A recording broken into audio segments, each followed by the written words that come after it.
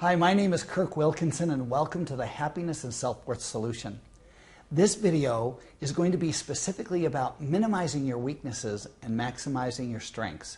And the first thing I want you to do is to look around wherever you are and locate the nearest trash can. Now, the reason I want you to do that is because I want you to imagine taking all of your weaknesses and just putting them in the trash can, just throwing them away. And the reason that you don't have to pay attention to your weaknesses anymore is because there are people around you every day, all day long, that are so willing to point out your weaknesses. You can just forget about them because someone is always going to remind you about your weaknesses. So what I'd like you to think about is this. And even what I'd like you to do is just write it down. I'd like you to write down, what are 5 things that you do best? And I don't want you to think about it too much. And it should come very easily, just quickly. 1, 2, 3, 4, 5. What are those things that you do best? It could be the things that you do best at home. It could be the things that you do best at work. What is it that you think that you do best? It kind of sounds like an interview question, I know. But that's kind of how I want you to think about it. I really want you to think about what are the 5 things that you do best. And make a list, because we're going to use that list in this video and in the next. Now, as I start to talk about maximizing your strengths, this is something that we're all very familiar with, because we're all very familiar that we have a dominant side. I'd like you to think about, are you right-handed or are you left-handed? And then imagine if I were to ask you that if you, let's say that you're left-handed, that for the next 2 weeks you cannot use your left hand. That everything you did, from dialing a cell phone to eating to driving the car, had to be done with your less dominant hand. Now that would be kind of tough. I mean, what would your life be like if you could not use your dominant hand? That means that if you're left-handed, you can't use your left hand. You have to use your right. And if you're right-handed, you have to do everything with your left hand. Well, believe it or not, we all have a dominant side, and it's not just with our hands. We have a dominant eye. We have a dominant part of our body. We even have a dominant side of our brain. And when we're not using that dominant side, life can feel frustrating, right? If I asked you to use your right hand for 2 weeks if you're left-handed, life could be frustrating. You may not be as productive. You may not be as effective. You might be really, really frustrated at the end of the day that you just couldn't get the things done that you needed to get done. Once I was talking about this at a presentation, someone yelled from the back, "I would starve." Well, maybe that's true that you wouldn't be able to eat as much if you couldn't use your dominant hand. But the reason I bring this out is because I think that many of us focus our lives on what we don't do well instead of what we do really well. And that's exactly what this video is about, helping you recognize and then maximize your strengths. Let me introduce you to Edna Johnson.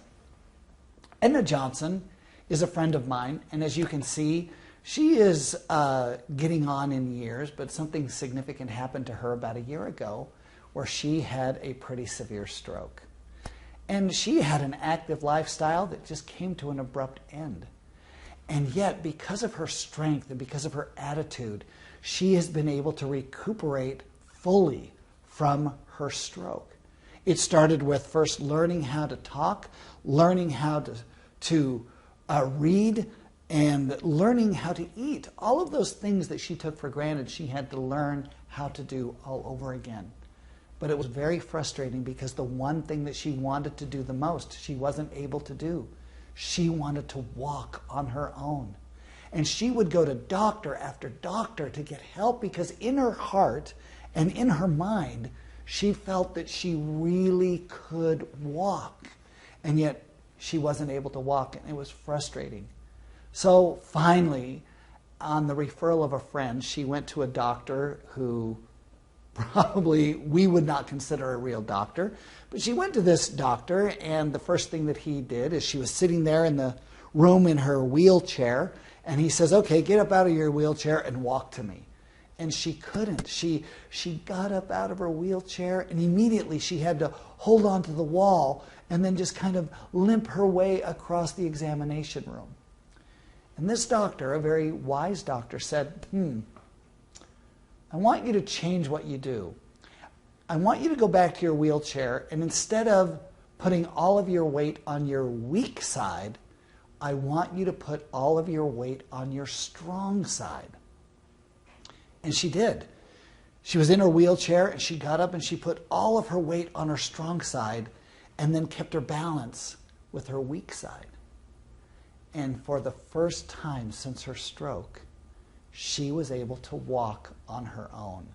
And it took this one thing, putting all of her weight on her strengths, on her strong side, and just using her weak side to balance her. How many of you are going through life like Edna, putting all of your weight on your weaknesses, focusing on your weaknesses, showing up to work with your weaknesses, showing up in your marriage with your weaknesses, showing up with your children with your weaknesses instead of with all of your strengths? I can tell you this, that when you start to focus on your strengths, life is going to become easier. It's going to become more productive, more effective, and you will enjoy life a little bit more. And the reason that we're focusing on this is because your strengths are about who you are. Remember the self-worth pyramid? That we're focusing on who you are, not just on what you do. And your strengths are part of that. Now let me show you a picture of a trash can. Now, I love this picture, and to be honest with you, it has nothing to do with Edna Johnson and her stroke. This is a picture of something significant from my childhood. See, when I was a young man in junior high, high school, and college, I had an amazing ability to memorize large amounts of data. I could read an encyclopedia and remember it. I could read a textbook and remember it. And this is probably why I got such good grades in school, is because I was able to memorize data. I just absorbed it. It was natural. It was part of who I was. And yet I couldn't remember to take out the trash. And so imagine, what would my parents focus on? They would say, well, you can remember all these other things. Why can't you remember to take out the trash? And that was their focus. And imagine if they would focus on my great ability to memorize large amounts of data. Where would I be now? I might be somewhere else. But of course, they're like most of us, where they were focusing on the weak things in my life, hoping to convince me and help me to become better. You will become so much better when you maximize your strengths instead of focus on your weaknesses. And I want to now go back just for a quick minute to focus on the self-worth pyramid. Remember, self-worth is all about the foundation of this pyramid. And the beauty about the foundation of this pyramid is that when your self-worth goes up, so does your self-esteem and so does your self-confidence. When you are focusing on your weaknesses, you feel less confident. You don't have as much self-esteem. So let's focus on your strengths. Strengths come from this equation. A strength, signified by the S, is equal to T and G times SIE multiplied by time. And let me explain this equation to you. A strength is equal to your talents and your gifts multiplied by your skills, your intellect, and your experience. And a skill is something that becomes better over time with practice. Intellect is that factual knowledge that you get by studying books, by learning new things. And experience is just the experience that we get out of life. Many of us are so focused on gaining new skills, learning new things, and getting more experience that we completely ignore the other part of the equation, which is focusing on our talents and our gifts. For example, a talent is a naturally recurring pattern of thought, behavior, or feelings. A naturally recurring pattern of thoughts, feelings, and behavior. That's a talent. And in this video and in the next, I'm going to be using talents and gifts synonymously. Now, we could debate whether a talent is a gift or a gift is a talent, but for the sake of these videos, I want you to think that they're the exact same things. Skills are something that become better over time. And when you put a talent and a gift together with your skills, the things that you have learned in your experience, You have amazing strengths. And let me give you an example of the difference between a talent and a strength. For example, being able to emotionally connect with people is a talent. Being able to use that talent to build a supportive network is a strength. Being able to come up with new ideas is a talent and a gift. Being able to communicate those ideas with persuasion and passion is a strength. Being goal-oriented is a talent. Being able to set the right goals for the right reasons is a strength. Many times when I ask people what they do best in that list of 5, many of them say, I'm organized. Organized is a skill. Being orderly is a talent and a gift that enables you to be organized. And most people that say they're organized, it's not just that they put things in containers and everything is lined up. What it really means is that they have an orderly way about them. And I would imagine that some of you think that you're really well organized. You have a talent, you have a gift, and it's the gift of being orderly. People who focus on their strengths are 6 times more likely to be successful at whatever they do.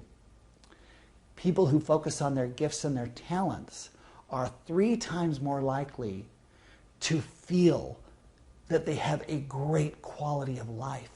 And that is what the I Am Strong formula is all about, helping you have the best quality of life. One of the ways that you do that is by focusing on your strengths and throwing your weaknesses away. Remember, everybody's going to remind you what your weaknesses are. You don't need to focus on them. What I'd like you to do over this next week is to look at the 5 things that you wrote down that you do really well, and I'd like you to try and decode the underlying talent. For example, if you said that you're organized, imagine that your gift and talent is being orderly. If you say that your talent, or your gift, I should say, or your strength, something that you do well, is to be kind, you may have the gift of empathy or compassion. Now, as we get into talking about strengths a little bit more, I want you to remember that this is really about who you are and that you are different from what you do. And so that's why we want to go underneath. This is why we want to go deeper to find out what your gifts and your talents are, because that's really about who you are. So remember, here's your assignment. Think about the 5 things that you do really well and try and decode the talent underneath it.